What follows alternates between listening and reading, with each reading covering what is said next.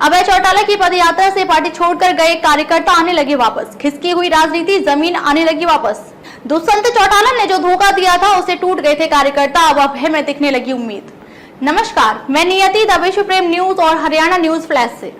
आइए एक नजर डालते हैं आज की खास खबर पर।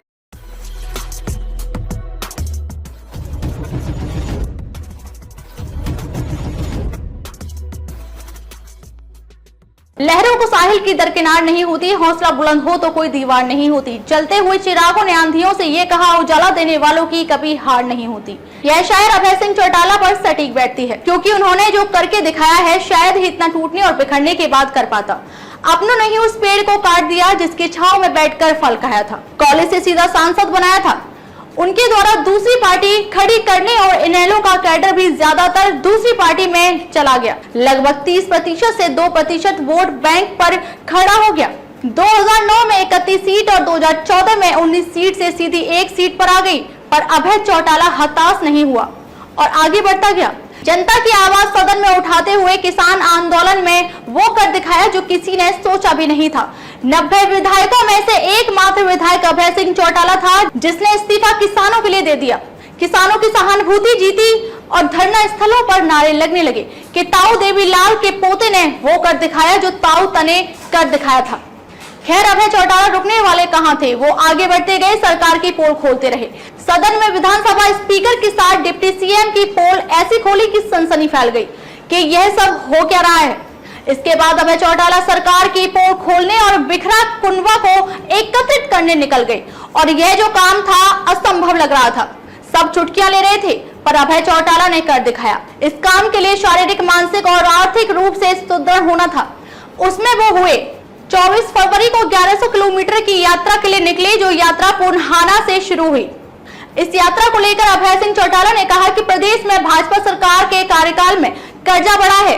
पार्टी ने फैसला लिया कि गठबंधन सरकार के घोटालों को लेकर पूरे प्रदेश के लोगों के बीच में जाएंगे। जनता के बीच जाकर भाजपा के 8 साल और कांग्रेस के 10 सालों के कार्यकाल की चर्चा करेंगे और इनेलो परिवार को एकत्रित करके एकजुट करेंगे। यह यात्रा 25 सितंबर को चौधरी देवीलाल के जन्मदिन पर इसका समापन करेंगे। यात्रा हर रोज 15 किलोमीटर से 20 किलोमीटर तक 5 से 7 गांव और शहर कस्बे कवर करेंगे। खास बात यह है कि रात की यात्रा उसी गांव में ठहरेगी जहां देवीलाल ठहरे हो। वहीं से अगले दिन की शुरुआत होगी। अभय का इस यात्रा को लेकर बताया कि प्रदेश में लोग परिवर्तन चाहते हैं, इसलिए हमने इस यात्रा का नाम भी परिवर्तन ही रखा है। अब 2024 में हम परिवर्तन जरूर करेंगे। हर आदमी एक बार जरूर कहता है कि इनसे कब पीछा छूटेगा, इसलिए हमने ये यात्रा का नाम रखा है।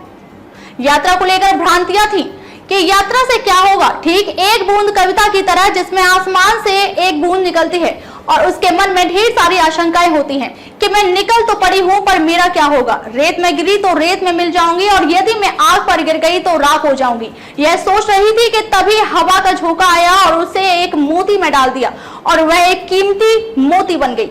तो ऐसा ही कुछ अभय के साथ भी हो रहा है। जनता को अभय पर विश्वास हो रहा है। पुराने कार्यकर्ता वापस आ रहे हैं तो वही नए भी जुड़ रहे हैं।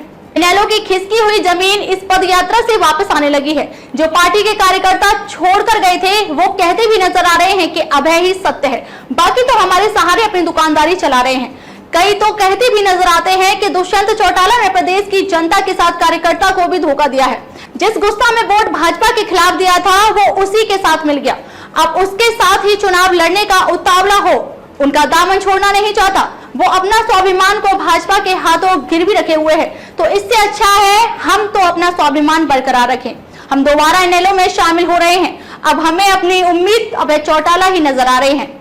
ऐसे में अब देखना दिलचस्प रहेगा कि अभय चौटाला की मेहनत और कार्यकर्ताओं का विश्वास 2024 में रंग लाएगा। यह तो आने वाला समय बताएगा। कुलदीप खंडेलवाल की रिपोर्ट। खबरों में अब तक ले बस इतना ही। फिर होगी आपसे मुलाकात कुछ ऐसी ही खास खबरों के साथ। तब तक के लिए नमस्कार और देखते रहिए द विश्व प्रेम न्यूज और हरियाणा न्यूज फ्लैश।